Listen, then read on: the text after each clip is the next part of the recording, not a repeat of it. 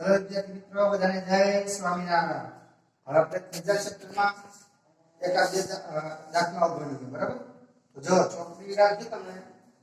હવે આપણે દાખલાઓ સ્વાધ્યાયમાં આપણે લગભગ પહેલો અને બીજો બે દાખલા ગણેલા છે, બરાબર? હવે દાખલા નંબર 3 સ્વાધ્યાય 3 ની અંદર તો જો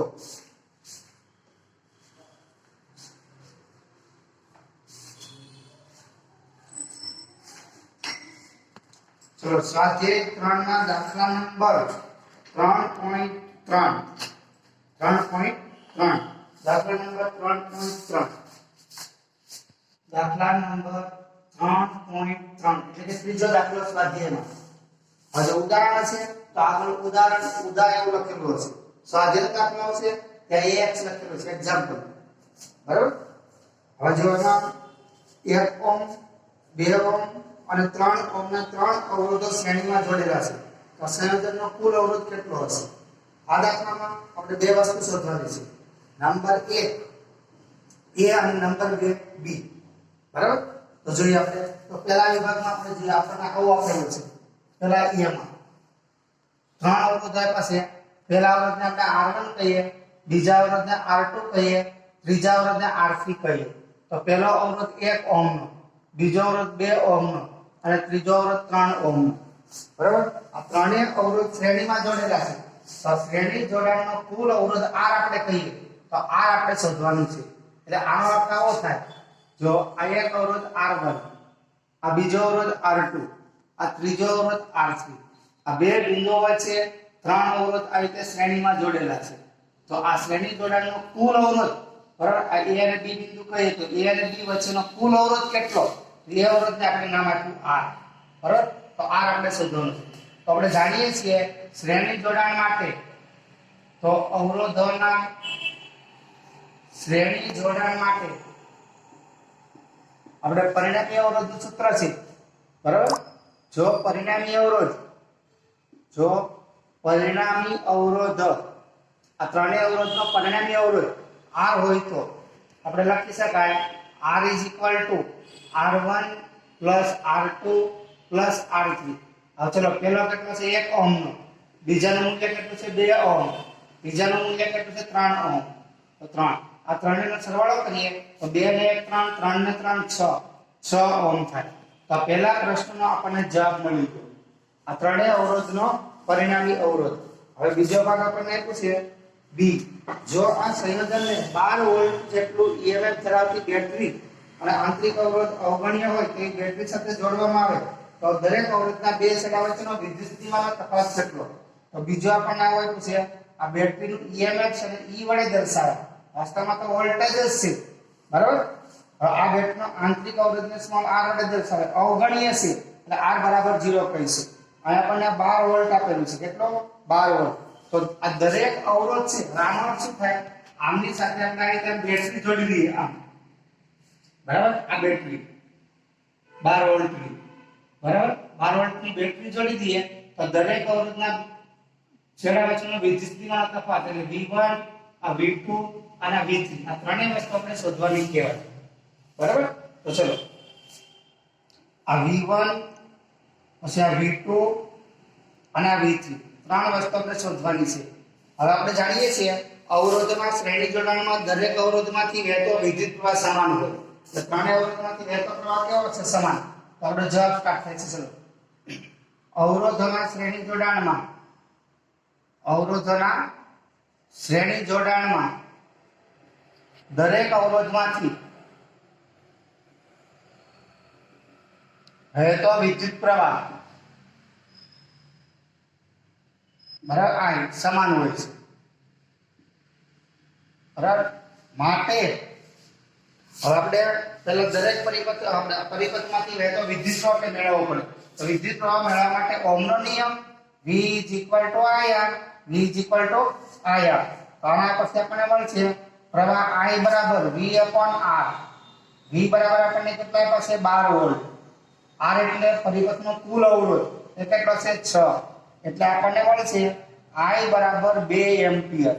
તો વિદ્યુત પ્રવાહ મળી ગયો. હવે દરેક અવરોધના બે છેડા વચ્ચેનો વિદ્યુત સ્થિતિમાનનો તફાવત. આપણે સૂત્ર છે V = IR. આ સૂત્ર પરથી ચલો પહેલા અવરોધ માટે લખીએ તો એનું સ્થિતિમાન V1. બધા અવરોધ માટે I સમાન છે એટલે અહીં લખજો R1. આ સમીકરણ પરથી આપણે લખી શકીએ પહેલા અવરોધના બે છેડા વચ્ચેનો વિદ્યુત સ્થિતિમાનનો તફાવત V1 = IR1. બરાબર. એ જ રીતે બીજા અવરોધના બે છેડા વચ્ચેનો વિદ્યુત સ્થિતિમાનનો તફાવત V = IR2. અને એવી જ રીતે ત્રીજા અવરોધના બે છેડા વચ્ચેનો વિદ્યુત સ્થિતિમાનનો તફાવત IR3 થાય. બસ આમાં કિંમત મૂકી છાત્ર આપી દો. I = 2 ampere.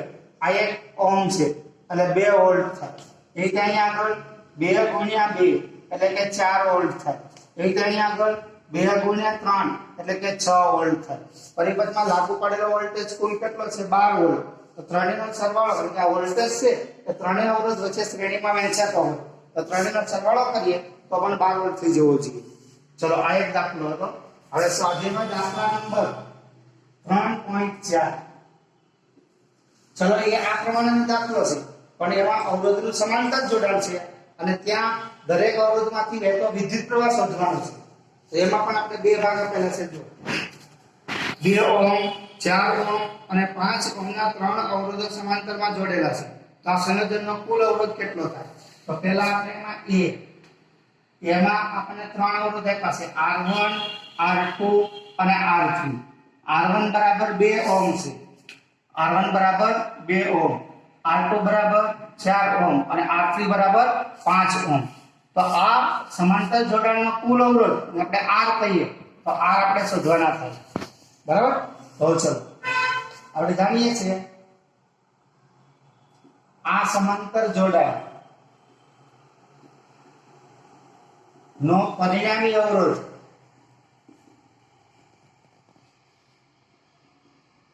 R હોય તો આપણે સમાંતર જોડાણ માટે અવરોધનું સૂત્ર ભણી ગયા. સમાંતર જોડાણમાં પરિણામી અવરોધનું સૂત્ર શું છે? બધા અવરોધોના વ્યસ્તનો સરવાળો. તો આપણે લખી શકીએ આના પરથી 1/R = 1/R1 + 1/R2 + 1/R3. આ બધી કિંમત આપણે જાણીએ છીએ. જો 1/2 R1 એટલે પ્લસ 1/4 R2 એટલે અને 1/5. અને લઘુત્તમ સામાન્ય લેશો એટલે 20 આવશે. તો ચલો અહીં કેટલા વડે ગુણવા પડે? 10 વડે. અહીંયા 5 વડે અને અહીંયા 4 વડે. ઉપરનો સરવાળો કરશો તો 10 ને 5 15 ને 4 19. 19/20 થાય. આ શું મળ્યું આપણને? પરિણામી અવરોધનું વ્યસ્ત. આપણે તો પરિણામી અવરોધ જોઈએ છે તો R બરાબર આનું વ્યસ્ત કરી દો તો 20/19 એમ્પિયર. ભાગાકાર કરશો તો 1 પોઈન્ટ જવાબ આવશે. લખવાની જરૂર નથી. તો પહેલા પ્રશ્નનો જવાબ આપણને મળી ગયો. હવે નંબર બી, બીજો પ્રશ્ન આપણને આપ્યો છે. બી માં આપણને માંગેલું છે, જો આપેલું છે બીજું, જો આ સંયોજનને 20 વોલ્ટ અને આંતરિક અવગણ્ય તેવો આંતરિક અવરોધ ધરાવતી બેટરી સાથે જોડવામાં આવે તો દરેક અવરોધમાંથી વહેતો વિદ્યુત પ્રવાહ અને બેટરીમાંથી ખેંચાતો કુલ પ્રવાહ શોધો. હવે આપણે જો હવે આ સંયોજનને E = V એટલે કે 20 વોલ્ટનું વિદ્યુત સ્થિતિમાન બેટરીનો આંતરિક અવરોધ 0 હોય તો દરેક અવરોધમાંથી વહેતો વિદ્યુત પ્રવાહ એટલે I1, I2 અને I3 આપણે શોધવાના છે. અને પરિપથમાંથી ખેંચાતો કુલ પ્રવાહ, બેટરીમાંથી ખેંચાતો કુલ પ્રવાહ આપણે શોધવાનો છે. તો ચલો હવે આપણે જાણીએ છીએ સમાંતર જોડાણમાં અવરોધના બે છેડા વચ્ચેનો વિદ્યુત સ્થિતિમાનનો તફાવત સમાન હોય.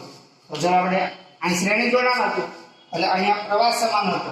અહીં સમાંતર જોડાણ છે એટલે આપણે સમાંતર જોડાણ છે એટલે વિદ્યુત સ્થિતિમાન સમાન હશે.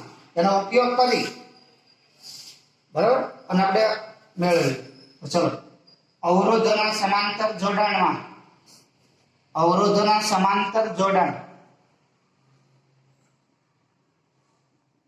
નો પરિણામી અવરોધ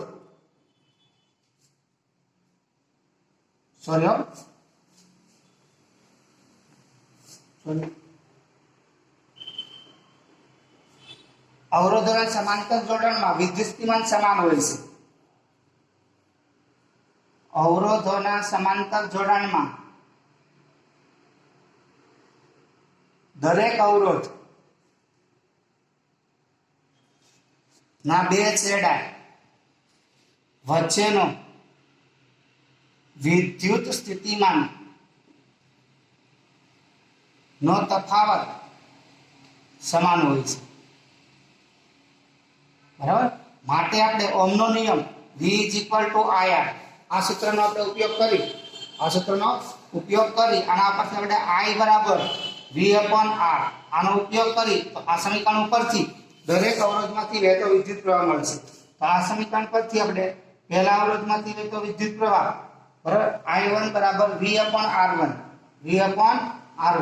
એ જ રીતે બીજા અવરોધમાંથી વહેતો વિદ્યુત પ્રવાહ તો V/R2 અને એ જ પ્રમાણે ત્રીજા અવરોધમાંથી વહેતો વિદ્યુત પ્રવાહ I3 બરાબર V/R3. હવે જો આપણે ઉપર લખ્યું દરેક અવરોધના બે છેડા વચ્ચેનો વિદ્યુત સ્થિતિમાનનો તફાવત સમાન હોય દરેક જગ્યાએ V આપણે સમાન રાખેલું છે. હવે આપણે આમાં કિંમત મૂકી દો. V બરાબર આપણને 20 આપેલા છે. R1 બરાબર કેટલા છે? R1 બરાબર 2 એટલે આપણને મળશે 10 એમ્પિયર. એવી રીતે અહીં આગળ આ 20 એના છેદમાં R2 બરાબર કેટલા છે? 4 એટલે 4 × 20 એટલે 5 એમ્પિયર. એવી રીતે અહીં આગળ આ 20 એના છેદમાં 5 એટલે કે 4 એમ્પિયર. તો આ મળી ગયો આપણને દરેક અવરોધમાંથી વહેતો વિદ્યુત પ્રવાહ મળ્યો. હવે બેટરીમાંથી ખેંચે તો કુલ પ્રવાહ એટલે ત્રણેય પ્રવાહનો સરવાળો. તો જો હવે બેટરીમાંથી ખેંચાતો પ્રવાહ બરાબર જો I હોય તો I બરાબર I1 I2 I3. હવે ત્રણેય પ્રવાહ આપણે જાણીએ છીએ 10 એમ્પિયર 5 એમ્પિયર 4 એમ્પિયર મૂકી દો તો 10 એમ્પિયર પછી 5 એમ્પિયર અને 4 એમ્પિયર. આ બધાનો સરવાળો કરીએ 10 ને 5 15 ને 4 19 તો 19 એમ્પિયર જેટલો પરિપથમાંથી કુલ પ્રવાહ ખેંચાશે. કુલ પ્રવાહ. તો આ થઈ ગયો દાખલા નંબર 3.4. હવે એવી જ રીતે દાખલા નંબર 3.5 બરાબર. તો 3.5 જોઈએ આપણે. તો જો એમાં આપણને આપેલું છે એક ગરમ કરવા માટે વપરાતા ઘટક તારનો ઓરડાના તાપમાને તાપમાન કૌંસમાં આપણને આપ્યું છે ઓરડાના તાપમાને બરાબર. જે ઓરડાનું તાપમાન છે 27 સેલ્સિયસ તાપમાન એટલે આ સંદર્ભ તાપમાન કહેવાય જેને T0 વડે દર્શાવાય. તો સંદર્ભ તાપમાને અવરોધ જેને આપણે R0 કહીએ છીએ એ 100 ઓહ્મ છે બરાબર. પછી આગળ જો અવરોધકના દ્રવ્યની અવરોધકતા તાપમાન ગુણાંક જેને આપણે આલ્ફા કહીએ છીએ તો અવરોધકતા તાપમાન ગુણાંક આલ્ફા બરાબર 1.70 × 10⁻⁴ પ્રતિ અંશ સેલ્સિયસ હોય તો આ તારનો 170 ઓહ્મ અવરોધ થવા માટે આ અવરોધ છે આ એ 170 ઓહ્મ થાય તો એ વખતે તારનું તાપમાન કેટલું હશે? તો આ અવરોધ થાય એ વખતનું તાપમાન ધારો કે T છે. તો T આપણે શોધવાના છે.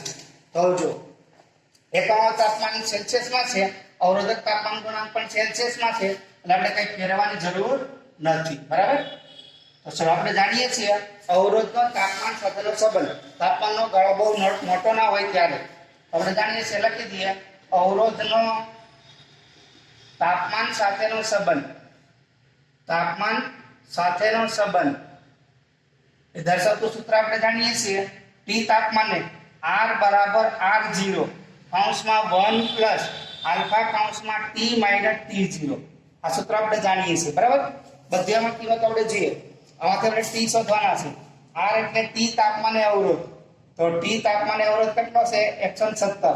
T આપણે શોધવાના છે. આલ્ફા આપેલું છે R0 આપેલા છે બરાબર અને T0 એટલે સંદર્ભ તાપમાન એ પણ આપણે જાણીએ છીએ બરાબર. મૂકી દે કિંમત. ચલો તો જો આ 170 બરાબર આ 100 કૌંસમાં 1 પ્લસ આ આલ્ફા આ T આપણે શોધવાના છે અને માઈનસ T0 બરાબર. T0 એટલે કેટલા છે? 27 અંશ છે.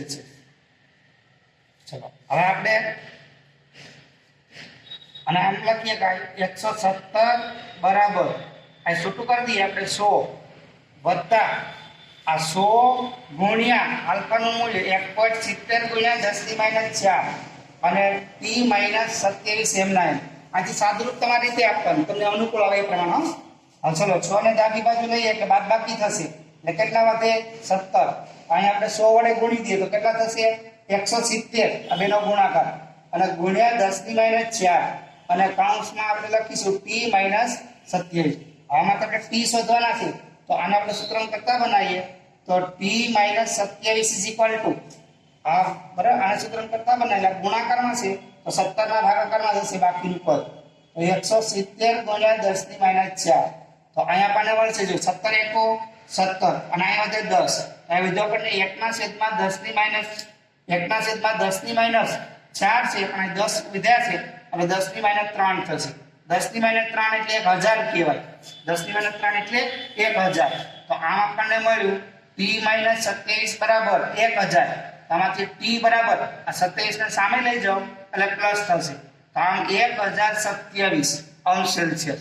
તો આ આવી ગયું જ્યારે દ્રવ્યનો જે તાર છે એ તારનો અવરોધ 174 અંશ સેલ્સિયસ થાય એ વખતે તારના દ્રવ્યનું તાપમાન એટલે તારનું તાપમાન આટલું હશે 1027 અંશ સેલ્સિયસ.